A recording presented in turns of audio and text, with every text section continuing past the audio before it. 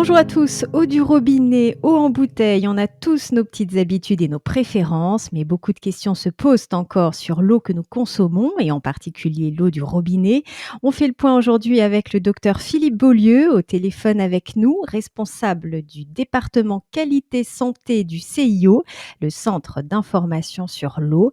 Bonjour docteur. Bonjour. Un chiffre pour commencer, 85% des Français ont confiance en l'eau du robinet. Ils sont d'ailleurs 67% à déclarer la boire quotidiennement. Cette consommation est en hausse.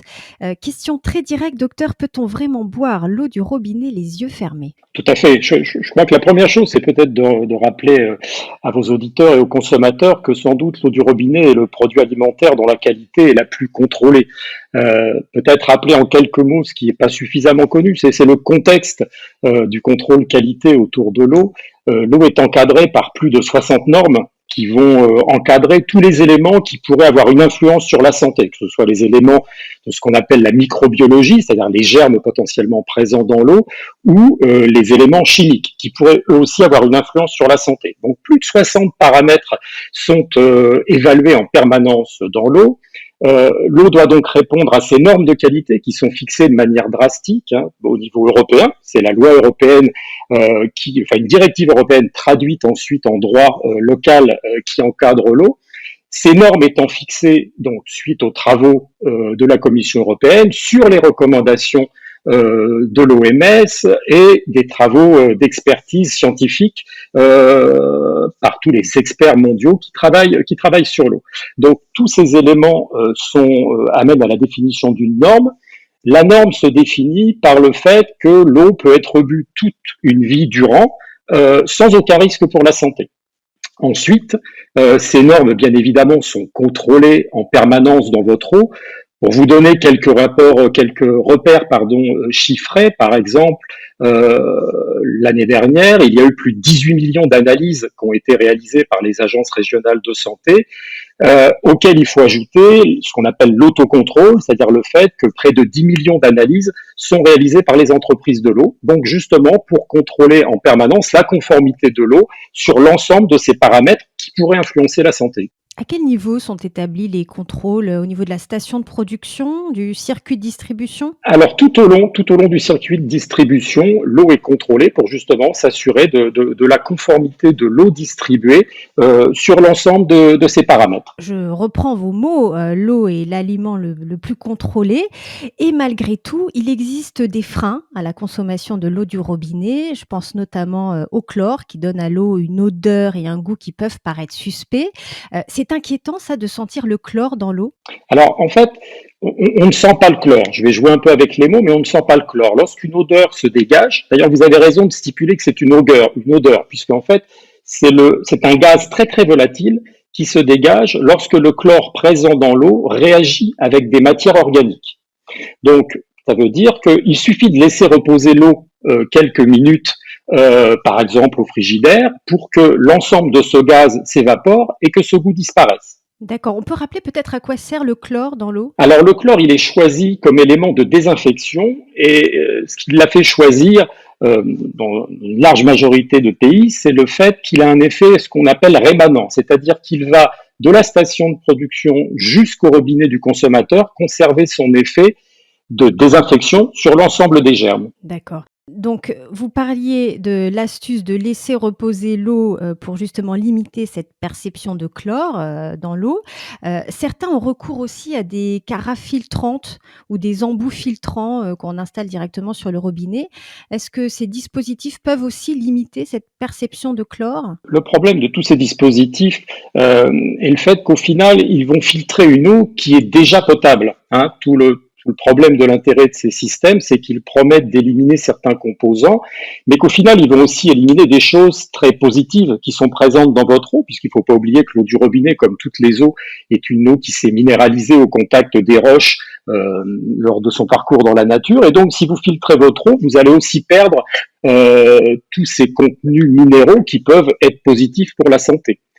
Deuxième élément qu'on peut aussi craindre avec ces filtres, c'est qu'ils peuvent vraiment devenir un foyer de contamination pour des micro-organismes et que si on les change assez peu souvent, il peut y avoir un petit risque là de contamination bactérienne. D'accord, donc dans ce cas-là, c'est bien respecter la notice d'utilisation et les précautions, d'usage et de nettoyage, en fait? Exactement. Toutes les études ont montré qu'en effet, il y avait une très très bonne étude qui avait été faite par Que Choisir il y a quelques années où en laboratoire ils avaient étudié ces filtres et où ils avaient bien montré que malheureusement très très rapidement on pouvait constater le développement de micro-organismes. D'accord, et si on a une eau filtrée par ce type de dispositif, donc a priori cette eau ne contient plus de chlore. Dans ce cas, est-ce qu'il ne faudrait pas la consommer aussi plus rapidement et en tout cas ne pas la stocker à cause du risque de prolifération de microbes? Ben, en tout cas, elle n'est plus protégée, tout à fait. Elle n'est plus protégée par cet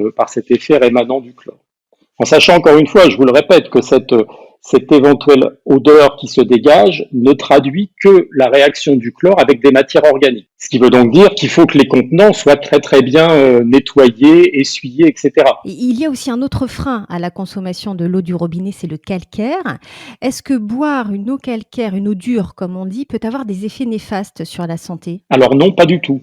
Pas du tout. Au contraire, une eau dure va plutôt vous apporter plus de calcium, puisque ce qu'on appelle le calcaire lorsqu'on pense à son électroménager, si on parle un peu plus médical, c'est du carbonate de calcium. Donc au final, ça participe à votre apport quotidien en calcium.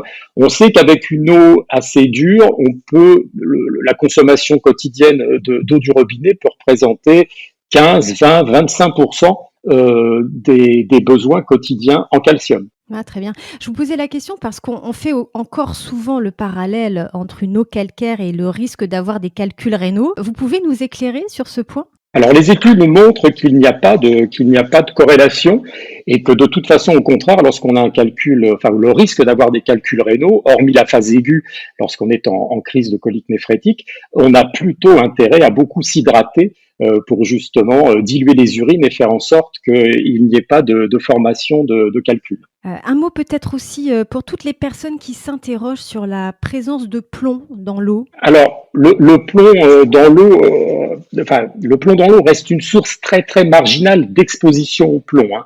Au fil des années, la norme, hein, la fameuse norme dont je vous parlais tout à l'heure, a été considérablement réduite, puisque pour rentrer dans les détails, elle est passée de 50 microgrammes à 10 microgrammes par litre, en sachant que de toute façon, cette source d'apport en plomb reste très marginale, la source principale restant les peintures anciennes et les quelques cas de saturnisme qui ont pu être décrits chez l'enfant, en général correspondent plus à l'ingestion par l'enfant d'écailles de peinture et pas du tout à une exposition à l'eau. D'accord, donc on s'inquiète pas, de ça. On s'inquiète pas pour l'eau, d'autant plus que par principe de précaution, les autorités sanitaires, au fil des années, ont réduit considérablement cette norme. Elle va continuer d'être réduite puisque il y a depuis le début de l'année une directive, une révision de cette directive européenne qui est en train d'être traduite dans les droits locaux, comme je vous l'ai expliqué, qui va encore réduire cette norme autorisée de plomb dans l'eau. Donc même si c'était une source d'apport assez marginale, par principe de précaution, de toute façon, la logique est de continuer de diminuer la quantité autorisée de plomb dans l'eau du robinet. Question très basique, maintenant, d'où vient l'eau du robinet? Bah, c'est une eau comme les autres, hein. Elle vient de la nature. Il y a plus de 30 000 captages en France. Vous avez à peu près 2 tiers des captages qui sont des captages souterrains et 1 tiers des captages qui sont des captages de surface, donc qui nécessitent un tout petit peu plus de traitement.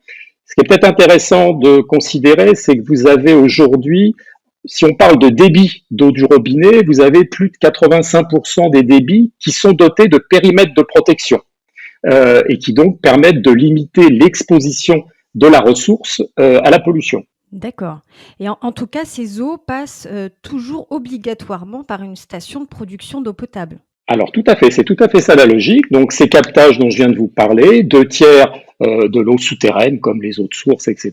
1 tiers eau de surface. Et ensuite, au niveau national, vous avez 16 à 17 000 stations de potabilisation qui donc vont faire en sorte que l'eau distribuée réponde aux fameuses normes dont je vous parlais tout à l'heure. Donc vous avez toute une kyrielle de traitements sur lesquels je vais passer rapidement. Je ne vais pas vous décrire techniquement tout ça, mais donc l'eau est traitée pour être potabilisée et faire en sorte de distribuer aux consommateurs une eau qui réponde à tous ces critères de qualité dont je vous parlais tout à l'heure. Est-ce que ça veut dire aussi, docteur, qu'il n'existe pas, à proprement parler, d'eau potable à l'état naturel? Tout à fait. Tout à fait. Alors certaines eaux souterraines peuvent être totalement potables en effet, mais la plupart du temps l'eau du robinet en tout cas nécessite quelques traitements pour répondre à tous ces critères de qualité. Mmh. Ça veut dire que si on fait, aussi le lien avec les eaux en bouteille, est-ce qu'on doit comprendre que les eaux minérales naturelles ou les eaux de source subissent aussi des traitements pour être, propres à la consommation? Alors, dans ce que vous me décrivez, il y a deux cadres différents, puisqu'en fait, vous pouvez plus mettre les eaux de source sur le plan réglementaire. Les eaux de source font partie des eaux destinées à la consommation humaine, donc avec l'eau du robinet. Les eaux minérales naturelles sont un cadre un peu à part, puisque ce sont des eaux qui, théoriquement, ont été reconnues pour avoir un pouvoir thérapeutique de par leur minéralité particulière. D'accord? Donc elles sont particulières, et d'ailleurs, pour certains éléments de leur minéralité, elles peuvent être hors normes. Ce qui explique que les bonnes recommandations de consommation d'une eau minérale qui a une minéralité très forcée sur un de ses composants, c'est de ne pas la boire trop souvent, de ne pas la boire régulièrement. Une eau très fluorée, par exemple, si on boit trop de fluor, on sait que ça peut avoir des effets dentaires négatifs. Une eau trop sodique peut être déconseillée chez des patients qui ont des pathologies cardiaques et qui ont peut-être un régime hyposodé. D'accord, parce que c'est vrai qu'à l'inverse, souvent, on se dit, que des eaux riches en sodium ou en magnésium, peuvent, nous apporter un petit plus au quotidien? Bah, tout dépend de ce qui est présent dans dans l'eau dont vous parlez. Très souvent, ces eaux minérales ont un excès de minéraux sur un de ces composants. Et donc là, en général, les bonnes recommandations, il y a eu quelques articles d'urologues sur ce sujet qui recommandaient que ces eaux ne soient pas utilisées pour une consommation régulière. D'accord, donc pas forcément tous les jours ou en tout cas, il serait plutôt conseillé de varier les eaux. Exactement, exactement. En sachant que quelque part, l'eau idéale serait plutôt une eau de minéralité moyenne qui permette d'apporter les composants de base dont on a besoin, qui sont le calcium, le magnésium par exemple. Et puis par contre, c'est vrai que certaines eaux minérales peuvent apporter de manière transitoire un apport sur un minéral en particulier dont on peut avoir besoin. Mmh. Juste un point, sur les eaux faiblement minéralisées, c'est souvent celles qui comportent la mention, «convient à l'alimentation des nourrissons». Ces eaux-là, si elles sont faiblement minéralisées, on pourrait se dire finalement qu'elles sont, très proches de l'eau du robinet et que donc l'eau du robinet convient sans problème aux jeunes enfants et à la préparation des biberons? Alors, il y a plein de choses dans votre question. Déjà, les eaux du robinet ne sont pas faiblement minéralisées. Les eaux du robinet, vous savez, l'eau du robinet, c'est une eau de terroir, c'est une eau locale. Quand on boit l'eau du robinet, on est dans une démarche écologique puisqu'on est locavore. On boit l'eau de sa région, voire même de sa commune. Donc, suivant l'endroit où vous habitez, votre eau du robinet va être plus ou moins minéralisée. Vous aurez un apport plus ou moins important en calcium, magnésium, etc. Donc ça, premier élément sur la minéralité, eau du robinet ne veut pas dire eau faiblement minéralisée. Hein, ça c'est voilà. Par rapport aux enfants, c'est vrai qu'on recommande chez les jeunes nourrissons des eaux plutôt faiblement minéralisées. Donc si votre eau du robinet est faiblement minéralisée, pourquoi pas l'utiliser. La seule petite recommandation, qui est un principe d'hyper précaution, si j'ose dire, c'est le fait qu'on sait que chez les très jeunes nourrissons au-dessous de 6 mois, il peut se poser un problème avec les éventuelles traces de nitrate dans l'eau du robinet. On recommande de ne pas utiliser l'eau du robinet avant 6 mois. En sachant que, si je fais un petit focus sur cette thématique nitrate, aujourd'hui, le contrôle sanitaire montre que plus de 99% des consommateurs reçoivent en permanence une eau qui respecte la limite de qualité en nitrate. Mais par principe de précaution, on considère qu'il vaut mieux l'éviter. Et côté consommation, on conseille de boire quelle quantité d'eau par jour? Le repère de consommation habituellement utilisé, c'est le fameux 1,5 litre, puisque c'est ce qui semble devoir être consommé via l'alimentation via la boisson pour compenser les pertes. Les pertes globales étant plutôt de 2,5 litres par jour, mais on considère que l'alimentation apporte à peu près 1 litre d'eau, 1 litre d'apport. Et alors, question très pratique, combien de temps peut-on conserver une eau en bouteille ou l'eau du robinet et quelles sont les conditions optimales de conservation? Un des intérêts de l'eau du robinet, c'est qu'elle est totalement disponible à votre robinet par définition. Donc il n'y a pas de conseil particulier. Ce qui est clair, c'est que ce qui peut être intéressant, comme on le disait tout à l'heure, c'est de la laisser couler quelques instants lorsque on a par exemple été absent de son domicile pour éviter les éventuelles stagnations. Bien évidemment, utiliser l'eau froide pour tout ce qui est consommation, même pour les préparations alimentaires. Par rapport à ce qu'est la qualité microbiologique, puisque l'eau qui a stagné dans un ballon d'eau chaude peut être très légèrement contaminée par des germes. Donc toujours utiliser pour la boisson et la cuisine l'eau froide. Oui, c'est ça. J'avais une question sur l'usage de l'eau chaude en cuisine parce que certains s'interrogent sur la nécessité de la faire bouillir, alors qu'on peut avoir de l'eau chaude, comme vous dites, directement sortie du robinet. Les bonnes pratiques, c'est de ne pas utiliser l'eau chaude directement. Voilà, pour tout ce qui est alimentaire, l'idée c'est vraiment de tirer l'eau froide et de la chauffer, puisque là, l'eau froide, vous êtes certain de sa qualité microbiologique. L'eau chaude, il y a très très peu de risques, soyons clairs. Mais la stagnation dans la ballon d'eau chaude à une température moyenne peut augmenter le risque de prolifération de quelques germes. C'est pour ça que par principe de précaution, on préfère conseiller de vraiment n'utiliser que l'eau froide pour tout ce qui est alimentaire. Ensuite, vous tirez votre eau, vous la mettez dans une carafe, vous la mettez un peu au frigo et là, vous vous assurez du fait qu'elle est de qualité parfaite et que les éventuels petits goûts dont vous parliez tout à l'heure de chlore, parce que le chlore présent dans l'eau aurait pu réagir avec un peu de matière organique, soit au niveau du robinet, soit au niveau de la carafe, tout ça disparaîtra. D'accord. Pour une eau en bouteille, après ouverture, on est sur un timing, si je puis dire, de quelques jours? Oui, il vaut mieux. Enfin, là, j'ai pas de réponse chiffrée très précise à vous donner, mais clairement, les bouteilles en plastique, pour peu qu'on boive aussi, ce qui arrive souvent en famille, qu'on boive un peu au goulot, tout ça peut devenir très très vite. Je vais pas dire un nid à microbes, ce serait peut-être exagéré, mais ça peut favoriser la prolifération de germes en effet. Et puis la diffusion de microparticules de plastique, ce qui est un thème très très étudié en ce moment. C'est vrai. Un des problèmes des bouteilles d'eau minérale aussi, c'est cette présence de plastique qui peut diffuser à partir de la bouteille vers l'eau. Oui, c'est ça. Je rebondis justement avec une autre info sur le plastique. Dans une publication de l'ANSES, donc l'Agence nationale de sécurité sanitaire de l'alimentation, de l'environnement et du travail, on peut lire que le chlore présent dans l'eau du robinet peut réagir avec le plastique. Ça veut dire qu'il vaut mieux privilégier, quoi qu'il en soit, des contenants en verre ou en inox pour garder l'eau du robinet et même éviter les gourdes en plastique. Oui, tout à fait, tout à fait. Oui, oui, oui, oui. Il faut éviter. On est sur un thème important de décarbonatation. Non, non, il faut éviter tout à fait tous les contenants en plastique et c'est des choses qui rend encore une fois la consommation de l'eau en bouteille peut-être un peu dommageable sur le plan écologique. Et quels sont les risques pour la santé? Aujourd'hui, on les connaît encore mal. Il y a beaucoup d'équipes qui travaillent là-dessus, qui considèrent que certains microplastiques peuvent être des perturbateurs endocriniens. Enfin bon, voilà. Donc il y a deux débats en fait. Il y a un débat sanitaire sur les effets sur la santé, et puis il y a un débat plus global d'ordre écologique sur la production de plastique. On est aussi dans un monde où on peut et on doit essayer de limiter la production de plastique. Pour finir, dernier point peut-être sur les eaux gazeuses. Est-ce qu'elles ont des vertus particulières et est-ce qu'on peut en boire tous les jours si on aime ça? Ah, si on aime ça, moi je suis pas là pour jouer pour jouer l'empêcheur de tourner en rond.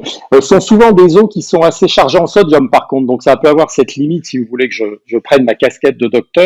Il faut peut-être faire attention, oui, chez des patients qui ont des problèmes cardiaques, qui nécessitent de suivre un régime hyposodé, puisque ces eaux sont en général très sodiques. Donc plutôt contre-indiqué pour les personnes qui font de l'hypertension et qui suivent un régime sans sel, par exemple. Exactement, exactement. peut-être repréciser une chose sur l'eau du robinet que j'ai peut-être pas assez fait partager sur cette idée que elle est encadrée par beaucoup de normes. Peut-être une notion intéressante aussi, c'est bien comprendre que la manière dont sont faites ces normes euh, est vraiment basée sur le principe de précaution, c'est-à-dire qu'on entend parler quelquefois de dépassement de la limite ici ou là, ce qui est assez rare, puisque je vous disais, on est à des taux de conformité supérieurs à 99% pour les nitrates, etc.